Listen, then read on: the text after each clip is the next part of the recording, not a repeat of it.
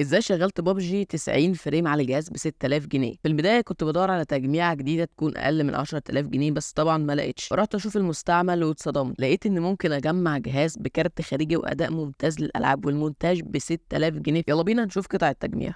واول قطعه معانا وهي المعالج، وانا بدور على معالج يكون تحت ال1000 جنيه عشان الميزانيه ما تفتحش معانا، فلقيت خيارين. الخيار الاول هو الاي 5 650، يعني اي 5 جيل اول، وده حرفيا مش هيقدر يفتح ستيم عشان تحمل عليه الالعاب. الخيار الثاني وهو الاي 5 4570. المعالج ده بيجي باربع انويه واربع مسارات، وسرعته على التربو 3 و6 وعلى البيز 3 و2. المعالج ده هتلاقيه مستعمل ب 900 جنيه على حسب المكان اللي انت هتجيبه، يعني ممكن تلاقيه 900 950 على حسب المكان اللي انت بتشتري منه. والمعالج ده هينفع في المونتاج بجوده 1080 بي، بس يعني ممكن تلاقي لاج شويه الصراحه، وكويس جدا للالعاب، بس للالعاب اللي هي ايه الشوتر مثلا زي بابجي وفالورانت وفورتنايت جي تي اي مثلا، ممكن تلعبها تبقى ممتازه عليه. وتاني قطعه وهي البورده، والبورده اللي معانا وهي الاتش 81. البورده دي هي شبه ما فيهاش غير الحاجات الضروريه، يعني ما فيهاش ولا مدخل ام دوت 2 ولا المميزات دي، لان البورده بتيجي بسعر 1000 جنيه مستعمل، فطبيعي انها تكون بتيجي بالضروريات. وتالت قطعه معانا وهي الهارد. في التجميع دي انت ممكن تجيب هارد ساتا تمشي بيه نفسك لحد اما تجيب اس اس دي يعني الويندوز، فجبت لك هارد 500 جيجا هيكون بحوالي 600 جنيه مستعمل.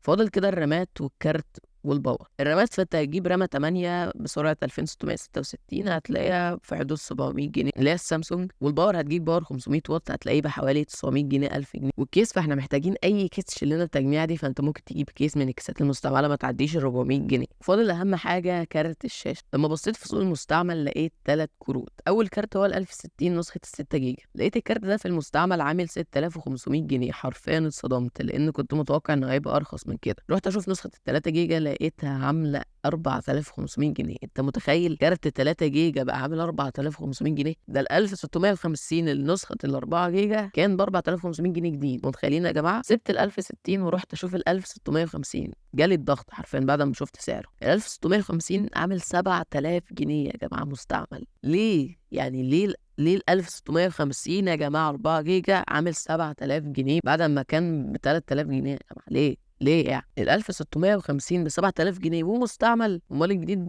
بقى بكام دلوقتي؟ بعد لما اتصدمت من سعر بقى ال 1650 ل 1660 ما لقيتش غير خيار واحد وهو ال 750 تي اي. الصراحه كنت خايف اشوف سعره لا الاقيه وصل ل 5000 جنيه ولا حاجه، بس الحمد لله لقيته ب 1800 جنيه. الكارت ده مع الاي 5 4570 هيعملوا اداء قوي جدا في الالعاب والمونتاج. ودي كده اسعار القطع هتلاقيها ظاهره قدامك في الشاشه دلوقتي. كتوتال تجميع هتبقى عامله في حدود 6500 جنيه ده لو جبت كيس. انما طبعا لو عندك كيس هتوفر 500 جنيه وكده هتبقى عامله مثلا في حدود 5900 6000. ممكن تجيب قطع ارخص من اللي جبتها، ممكن توصل تجميع معاك 5 ونص، ممكن توصل 5800 5700 على حسب المكان اللي انت هتجيبه وعلى حسب انت هتنزل من السعر ولا لا. كده انا وريتك كل قطع التجميع، تعالى اوريك تجارب الاداء في الالعاب.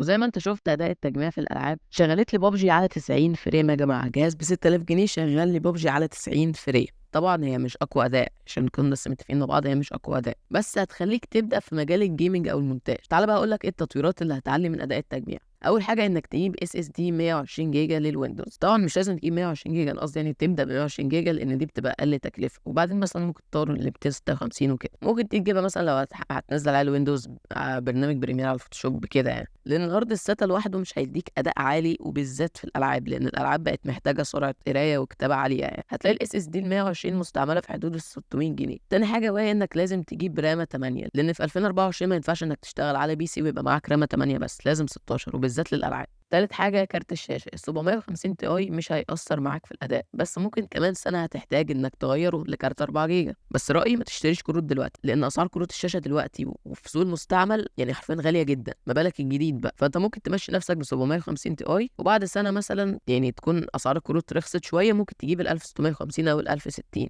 وبس. كده دي كل التطويرات اللي ممكن تعملها في التجميع. وكده هكون وريتك قطع التجميع ووريتك تجارب الأداء في الألعاب، وقلت لك أفضل التطويرات اللي ممكن تعملها عشان تحسن من أداء التجميع. وكده هكون خلصت الفيديو. ما تنساش لو عجبك الفيديو تعمل لايك، ولو مش مشترك اشترك وفعل زر الجرس عشان يوصلك كل الفيديوهات الجديدة اللي هننزلها. وبس كده، اشوفك في فيديو جديد. يلا سلام.